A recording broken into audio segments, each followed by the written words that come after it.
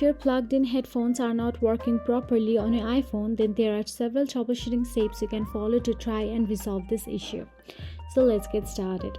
Firstly, ensure that your headphones are securely plugged into the headphone jack or the lightning port according to your models.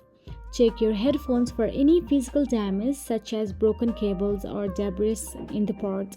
Inspect the headphones jack or lightning port on your iPhone for lint, dust or other obstructions. You can gently clean it using a soft brush or toothpick, being careful not to damage the port.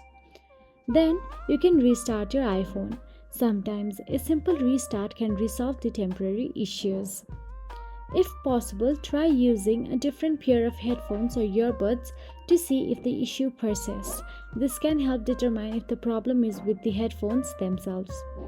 So that is it guys. If you found this video helpful, please like, share and subscribe, and thank you so much for watching.